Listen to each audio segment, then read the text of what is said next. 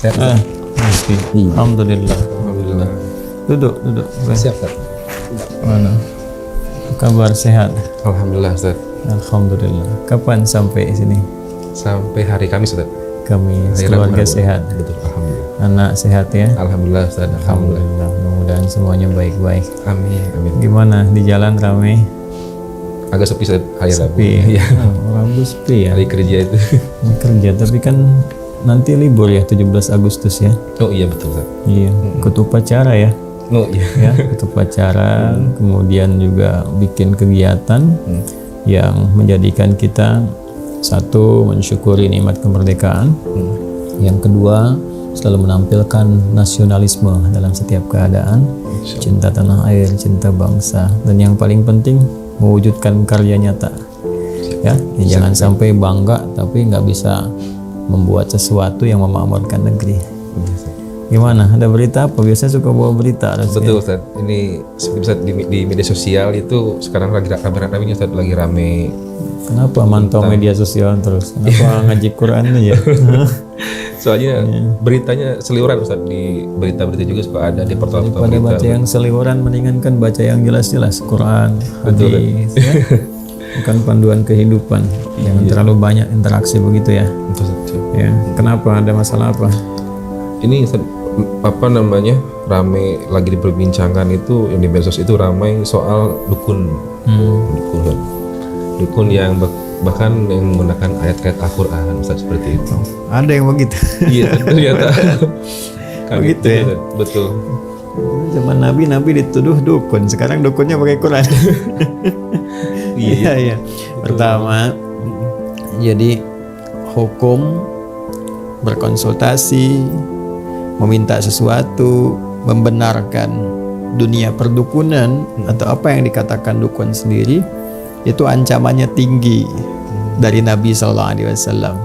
Berbahaya itu ya. Jadi ada salah satu hadis yang diriwayatkan oleh sahabat Abdullah bin Mas'ud radhiyallahu taala anhu, beliau menyampaikan, qala Nabi sallallahu alaihi wasallam, Nabi sallallahu alaihi wasallam pernah bersabda, "Wa bima ma'na wa kama qala Rasulullah sallallahu alaihi wasallam, man ata arrafan aw sahiran aw kahinan fasa'alahu."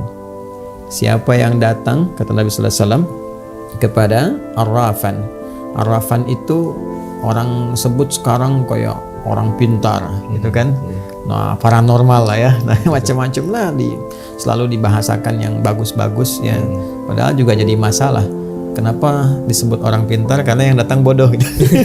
Iya juga betul. Kenapa disebut orang pintar? Karena yang datang bodoh kan. Kalau nggak bodoh kan nggak datang ke situ. Iya. Tapi intinya begitulah gitu, penerawang dan sebagainya. Nah, kemudian yang kedua sahiran, tukang sihir, magic dan sebagainya yang memang ditujukan untuk sihir, santet dan semisalnya. Lalu yang ketiga kahinan, dukun. Jadi ada satu kayak paranormal, kekinian dia bahasanya.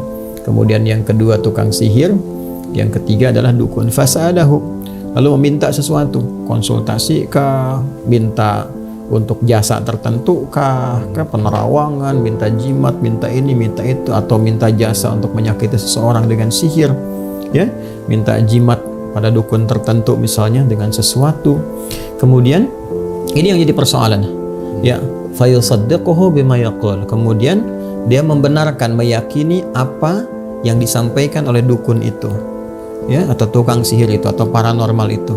Apa kata Nabi sallallahu alaihi wasallam? Nah, ini yang paling berbahaya. Itu diancam langsung dengan kalimat Nabi, faqad kafara bima unzila ala Muhammadin sallallahu alaihi wasallam.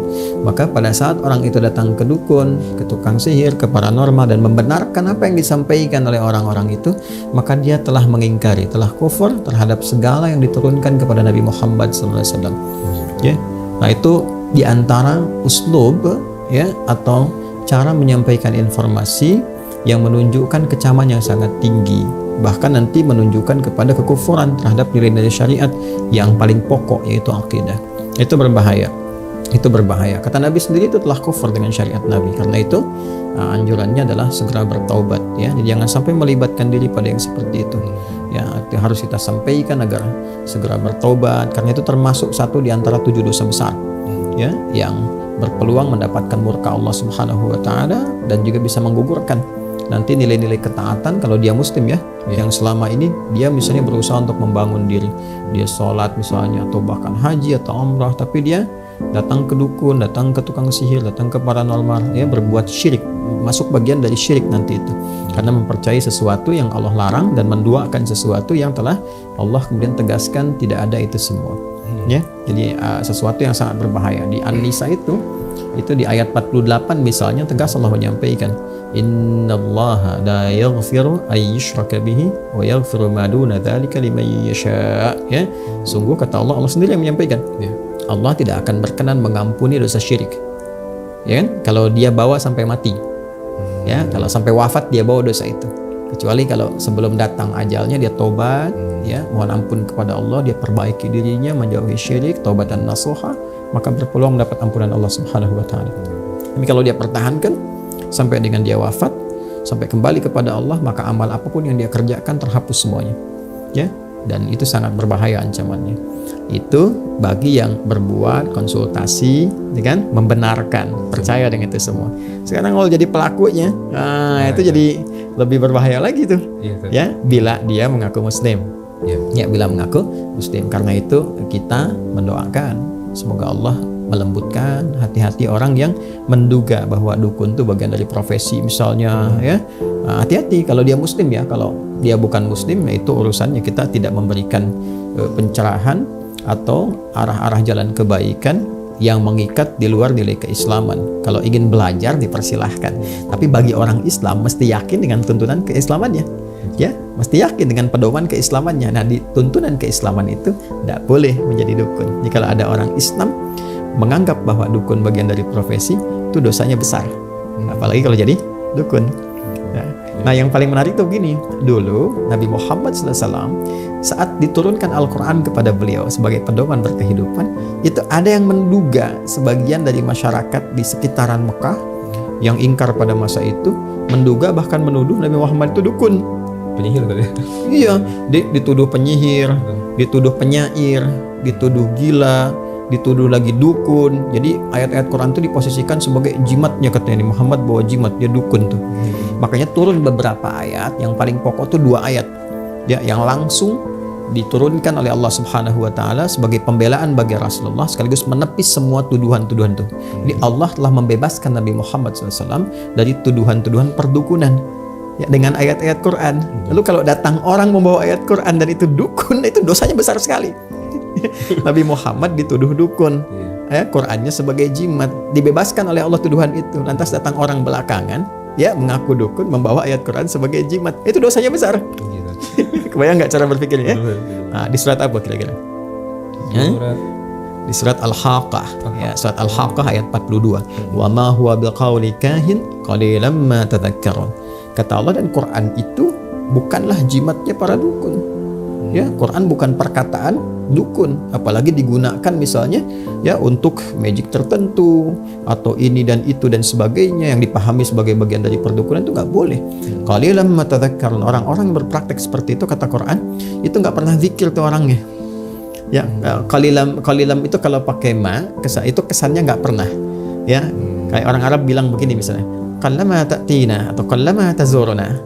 Kayaknya kamu lama itu kan diartikan sedikit ya, dikit sekali datangnya gitu kan, dikit sekali ngunjungin saya ke sini. Nah, itu terjemahan bebasnya. Tapi secara balaghah kata qallama ta'tina itu atau qalilan ma itu menunjukkan nggak pernah. Jadi kalau seseorang sudah berbuat maksiat, itu pasti implikasi terbesarnya kesolehannya akan menurun. Ya, karena salah itu lawannya soleh. Jadi kalau solehnya naik, salahnya turun. Kalau salahnya naik, solehnya turun. Ya, makanya orang-orang munafik itu sedikit zikirnya. Innal munafiqina yukhadi'una Allah wa huwa khadi'uhum wa idza qamu ila sholati qamu kusala yura'una an-nasa wa la yadhkuruna Allah illa qalila wa la yadhkuruna Allah illa qalila. Ya, An-Nisa ayat 142. Kata Allah, orang munafik itu kan banyak problemnya tuh, banyak maksiatnya, banyak salahnya. Makanya kalaupun zikir itu cuma sedikit, itu pun kalau ada kepentingannya aja, ya untuk kebutuhan dunianya. Ini zikir tarik ke dunia. Nah, para dukun itu disebut oleh Quran qalilan ma tadhakkarun, hampir nggak pernah zikir. Apa di antara zikir itu? Quran, gitu kan? Itu disebut dengan zikir. Inna nahnu nazzalna dzikra. Jadi para dukun tuh pasti kalau dia mengaku muslim pun bawa ayat Quran, dia sendiri belum tentu bisa baca itu. Ya, Iya. ya, ngajinya pasti berantakan tuh. Salatnya pasti nggak benar tuh. Itu bahasa Quran. Ya, kemudian ada lagi di surah At-Tur di ayat ke-29. Fadzakir fama anta bi ni'mati rabbika bikahinin wala majnun. Ya, fadzakir, ingatkan, share, pahamkan orang, gitu kan? Kata Allah, ingatkan orang-orang itu, ajak pada kebaikan, doakan, sampaikan kelembutan, dakwahi. Kamu itu telah mendapatkan nikmat Allah. Kata Allah Subhanahu wa taala, Muhammad SAW, engkau dengan nikmat Rabbmu itu diberikan kenikmatan besar. Dengan nikmat itu, engkau bukanlah seorang dukun. Kau bukan pula orang-orang yang terduga mengalami penyakit jiwa, gitu kan? Disebut gila dan sebagainya. Engkau bukan itu. Engkau adalah orang yang mendapatkan kelengkapan nikmat dari Allah Subhanahu wa taala. Jadi artinya hal-hal yang berdekatan dengan dukunisme, ya, paranormalisme, sihirisme dan sebagainya itu menjauhkan seseorang dari nikmat Allah Subhanahu wa taala. Dan kenikmatan terbesar itu ketika seorang hamba tersambung dengan Allah lewat zikir. Hah? Paham nggak? Ngerti ya? Jadi yang begitu satu diabaikan. Sekalipun seseorang dia mengenakan misalnya perangkat-perangkat keagamaan, keislaman dan sebagainya, tapi membawa risalah-risalah, informasi, ajaran-ajaran yang bertentangan dengan nilai keislaman, jauhi. Yang kedua, doakan, karena dia pun selama hidup masih punya hak untuk menjadi soleh. Ya, kita bantu supaya bertobat, mengarah pada yang baik, belajar kepada guru yang benar, sehingga itu menjadi perubahan pada dirinya dan mendorong orang-orang yang menganggap itu profesi dari teman-temannya untuk bertobat kembali pada jalan kebaikan. Ya, kalau ada yang soleh, kenapa pilih yang salah? Rizki dijamin gak oleh Allah? Dijamin. Diberikan gak? Diberikan. Terus yang menjaga kita siapa? Allah. Yang merawat kita siapa? Allah. Allah memberi jalan yang baik tidak? Kalau ada jalan yang baik, kenapa membeli yang buruk? Paham ya? Iya, paham. Alhamdulillah. Cukup? Sangat cukup, Ustaz. Sangat cukup. Baik ya. Saya teruskan dulu ya. Siap, Ustaz. Syukur, Ustaz. Terima kasih. Baik. Baik. Assalamualaikum. Waalaikumsalam.